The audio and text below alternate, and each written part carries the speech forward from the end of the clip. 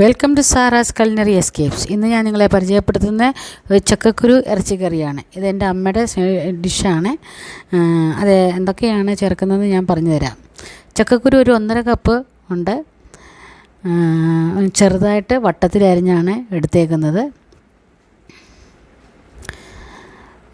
തേങ്ങാക്കൊത്ത് ഞാനൊരു 1/4 കപ്പ് പച്ചത്തേങ്ങയുടെ ആണ് അതുപോലെ ഇടുകയാണ് ചക്കക്കുരുവിൻ്റെ കൂടെ. ഇതിനെയും 1/2 ടീസ്പൂണ് ഉപ്പ് ചേർക്കുന്നുണ്ട്. പിന്നെ അതിനാവശ്യത്തിനുള്ള വെള്ളം കൂടാണ് നമ്മളിവിടെ ചേർക്കുന്നത്. വെള്ളം ആ ചക്കക്കുരുവിനെ നികക്കെ വെള്ളം ഒഴിച്ചാൽ മതി. ഒരു കപ്പ് വെള്ളം മതിയാവും.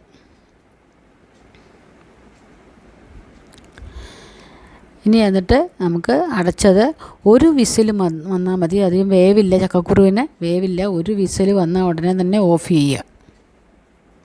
ഇനി അതിനകത്ത് ചേർക്കേണ്ടത് ചേരുവകൾ മസാലകളാണ്. 2 ടേബിൾ സ്പൂണ് തേങ്ങ ചിരകിയതുണ്ട്. ഒരു ടീസ്പൂണ് മല്ലിയാണ്. 6 വറ്റൽമുളക്, 1 ടീസ്പൂണ് പെരിഞ്ചീരകം. അതിൻ്റെ കൂടെ നമ്മളൊരു കറുവപ്പട്ടയുടെ ഒരു ചെറിയ കഷ്ണം കൂടി ഇടുന്നുണ്ട്. വറ്റൽമുളക് 2ആയിട്ട് മുറിച്ച് ഇടാം. എന്നിട്ടിത് കരിയാപ്പിലയുടെ ഒരു തണ്ട് അതും ഇടുന്നുണ്ട്. എന്നിട്ടിത് നമുക്ക് നന്നായി മൂപ്പിച്ചെടുക്കാം. നന്നായി ഇളക്കി കൊടുത്തുകൊണ്ടിരിക്കണം. തേങ്ങ കരിഞ്ഞു പോകും. നന്നായി ഇളക്കുക. അതിൻ്റെ പരുവം പിന്നെ നമ്മുടെ ആ കറിവേപ്പില അതിനകത്ത് ഇട്ടേക്കുന്ന കറിവേപ്പില നമ്മൾ കൈകൊണ്ട് ഒടിക്കുമ്പോൾ ഒടിയും. അതാണ് അതിൻ്റെ ശരിക്കുമുള്ള പരുവം. അത് നന്നായി വരെ നിങ്ങൾ ഇളക്കി കൊടുത്താൽ മതി.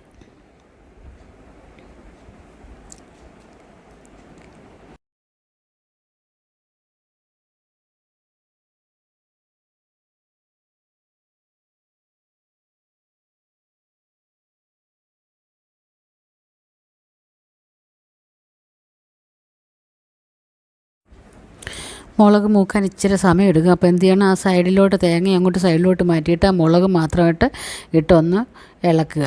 ആ തേങ്ങയുടെ മൂക്കാത്ത ചെറിയ വലിയ പീസുകൾ കൊണ്ട് അങ്ങോട്ട് മാറ്റിയിട്ടിട്ട് അങ്ങനെ ഒന്ന് ഇളക്കി കഴിഞ്ഞാൽ അത് വേഗം മൂത്ത് കിട്ടും. ഇതൊക്കെ എൻ്റെ അമ്മ ചെയ്ത് ഞാൻ കണ്ടിട്ടുള്ളതാണ്.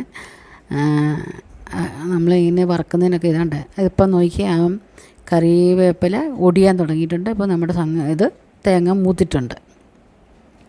ഇനി അത് ആദ്യം നമ്മൾ എന്ത് ചെയ്യണം, അത് പൊടിക്കണം. പൊടിച്ചിട്ട് നന്നായി പൊടിച്ച് കഴിയുമ്പം അതിനകത്ത് പിന്നെ കുറച്ച് വെള്ളം കൂടെ ചേർത്തിട്ട് അരച്ചെടുക്കണം. ആദ്യമേ വെള്ളം ഒഴിക്കരുത്. ആദ്യം നമ്മൾ മിക്സിക്കകത്തിട്ട് അത് പൊടിക്കണം. പൊടിച്ചിട്ട് കുറച്ച് ശേഷം വെള്ളം ഒഴിച്ച് അരച്ചെടുക്കണം. ഇനി നമുക്ക് ആ ചക്കക്കുരു വെന്ത് ഇരിക്കുന്നതിനകത്തോട്ട് നമുക്ക് ആ മസാല ഇട്ട് മസാലയ്ക്കകത്ത് കിടന്ന് നമ്മുടെ ചക്കക്കുരു ഒന്നുകൂടെ ആ ചക്കക്കുരുവിനകത്ത് മസാല പിടിക്കണം. നമ്മൾ ആ ജാറ് കഴുകിയ കുറച്ച് വെള്ളം കൂടി ഇതിനകത്ത് ചേർത്ത് അത് കിടന്ന് നന്നായിട്ട് ആ മസാല നമ്മുടെ ചക്കക്കുരുവിന് പിടിക്കട്ടെ.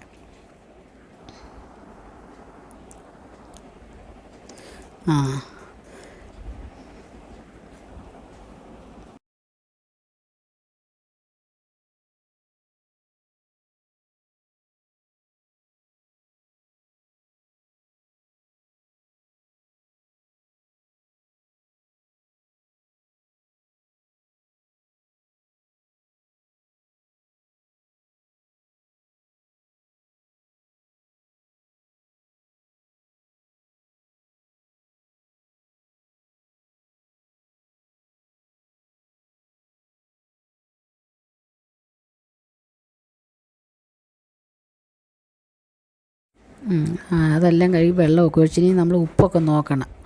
ഉപ്പ് ഒരു 1/2 ടീസ്പൂണും കൂടെ നമ്മളിവിടെ ഇടുന്നുണ്ട്. ആദ്യം നമ്മൾ ചക്കക്കുരുവിനകത്ത് 1/2 ടീസ്പൂൺ ഇട്ടായിരുന്നു.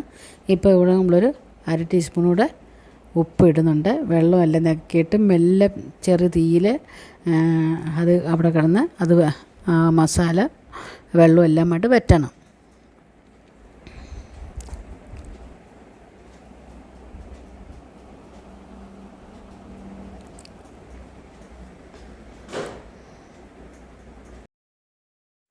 നമ്മുടെ ചക്കക്കുരുവൊക്കെ വെന്ത് നല്ല പറ്റിയിട്ടുണ്ട്. ഇനി നമുക്ക് കടുക് വറക്കാം.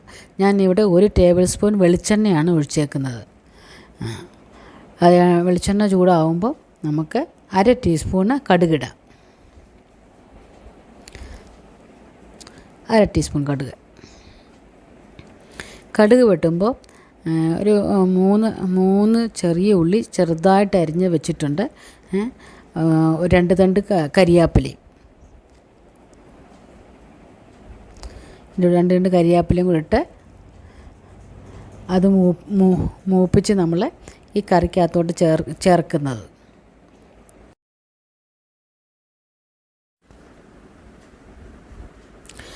നമ്മുടെ ഇത് മൂത്തിട്ടുണ്ട്. ഇതിനകത്തോട്ട് നമ്മുടെ ചക്കക്കുരു കറി, ഇറച്ചിക്കറി ഇതിനകത്തോട്ട് ചേർത്ത് കുറച്ച് വെള്ളം കൂടി ചൂടാക്കി അതിനകത്ത് ഒഴിച്ച് അത്യാവശ്യത്തിന് ചാറാവും.